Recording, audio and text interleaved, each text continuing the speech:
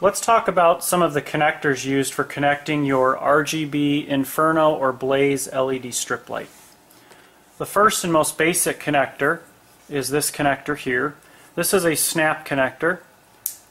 You can open your lid. You'll see that you've got your color-coded wires coming in and that there's 4 chrome pins on the inside. Your LED strip will fit within those. They'll slide underneath.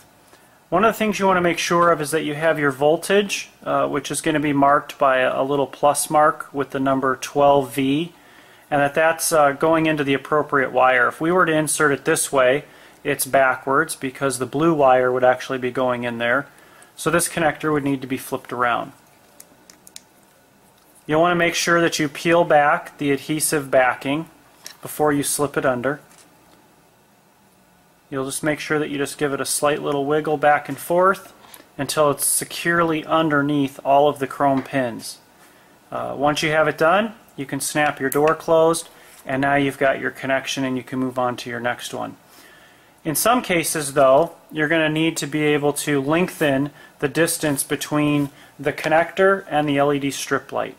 In order to do that, you can take your scissors and you can cut the connector in half. Now that gives you 2 ends. You can take a pair of wire strippers. This style wire stripper allows you to strip more than 1 wire at a time by inserting the wires across and just pulling. And now you can see all 4 wires were stripped equally. You can then peel these back and take a piece of your RGB connection wire with your lever nut connectors, and you can then add wire to this and lengthen it to go out to the distance that you need. In some cases, however, you're going to need to be able to connect your strip light to your LED amplifier, which we talked about earlier. Now the LED amplifier, what that does is that allows you to take the signal that's coming from your control box and it adds power to your strip and then amplifies that signal for long LED runs. You would use an LED amplifier in runs over 32 feet, inserting one every 16.5 feet or 5 meters. We're going to go ahead and show you how to do that. There's going to be a couple of different steps involved to this, but it's pretty basic. First, we're going to take our strip and we're going to cut it. And we're going to have our LED amplifier spliced between this strip. So this would be 16.5 feet coming in from the controller, and then this would be going out and continuing on down our run. You'll notice that the LED amplifier has a red and black wire coming off the bottom section of it, and that red and black wire is to add power to the amplifier as well as to the strip that's continuing on down your run. You'll want to make sure that your power supply is sized per the number of feet that you have in your LED strip that you're continuing on with. In order to make the connection for this LED amplifier, you need to have one of these pin connectors that plugs into it that's connected to your strip. So we're going to show you how to connect that 4-pin connector to your strip. And we're going to do that using our soldering tools. You want to make sure that your strip has the copper dots exposed after you've cut it. It doesn't matter which way you flip this around as long as the pins just line up over the top of the strip copper dots themselves. So let's go ahead and solder this on. Let's take a moment to discuss some of the items that we'll need in order to give a good solder connection. First, you're going to want to have a good soldering iron. This is a solder station. You want to make sure that your soldering iron can be dialed up to at least 450 degrees Celsius. Next, you'll need a brass sponge for cleaning the tip of your soldering iron. So as you make your each solder, you'll push it into the brass and then it cleans the tip, making it shiny and avoids the solder sticking to it. Then you'll need a decent rosin core solder, such as this one. This is a 0.093 diameter solder. So these will be the components you need to get a good solder joint. Okay, now that you have a close-up view and you can see in detail how we're going to solder this connector on, we're going to show you just a quick, easy tip in order to make your solder connection go smoothly. First, you're going to want to take and clean the tip of your solder gun like we showed you earlier with your brass sponge. You'll take your rosin core solder and you're going to put a drop of solder just on one of your copper dots. Once you do that, that allows you to put your copper or your connector, your 4-pin connector, over the top of that solder point that you just made. You'll want to hold it with your finger and just let the solder just melt out over the top of that first pin. Now, the ability that that's going to give you is to lock that pin in place so it won't move around as you just put a drop of solder on each connection, which we're going to do now.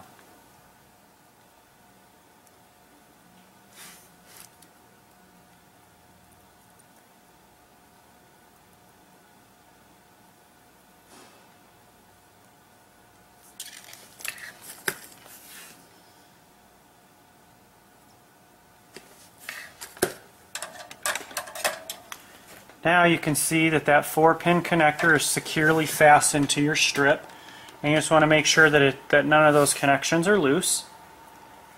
Now the ability that that gives us is this is the strip coming from our LED controller, the RGB controller, and now we're going to be able to input our amplifier right onto those 4 pins, and now our first connection's made. We're going to go ahead and repeat this step for the output side of our LED amplifier, which is here, and then that'll do is then allow us to show you how to hook up the red and black wire.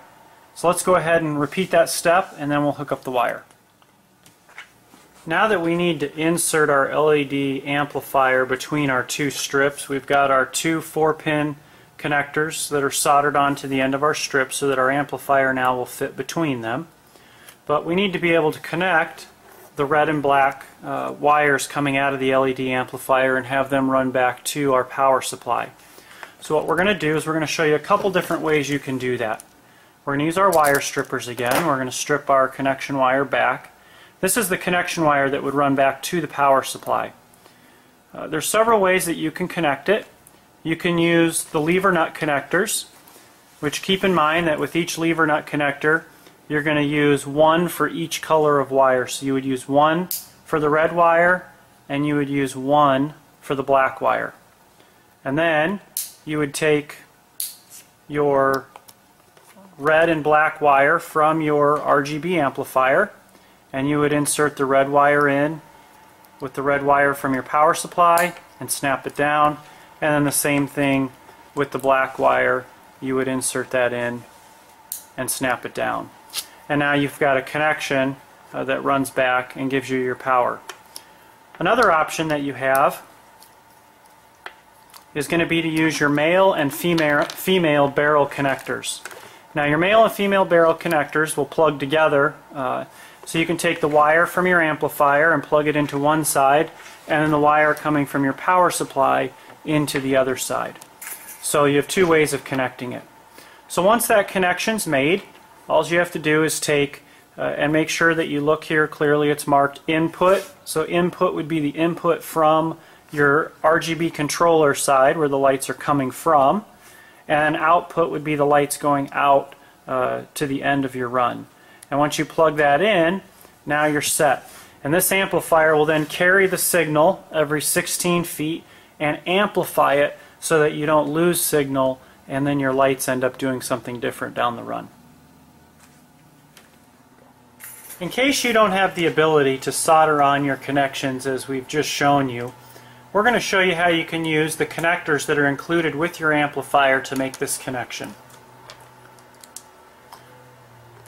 What you would do is take this connector here that comes with your LED amplifier. You would insert your chrome pin on the inside like that, and now this allows you to plug directly in to the end of your amplifier. You would repeat that process on the other side, plugging it in here as well. So now you've got your connection, and then you'll notice on the other end you have your snap connectors, and that's where your tape will actually fit inside of these, just like our normal snap connector for the RGB lights.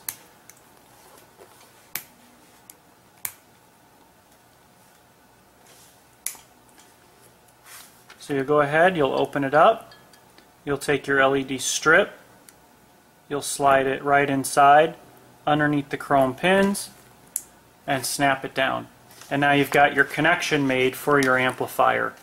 And you can just take it, and there's enough room there to be able to loop it around and secure it to keep your lights close together. So just an alternative way to hook up and make your installation clean and neat. Okay, we've got our LED amplifier.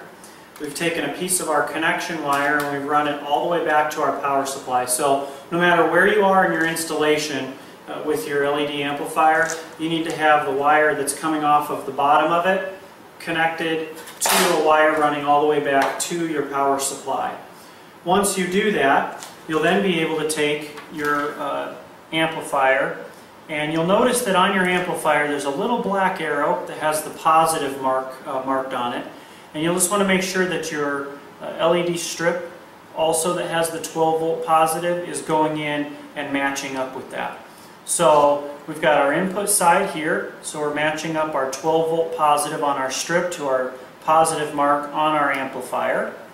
And then we're going to take our strip that's going out the other direction, and we're going to do the same thing. We're going to match that up, and we're going to plug it in.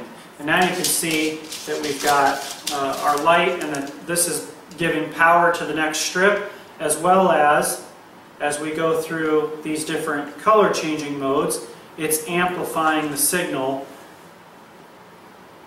from our controller.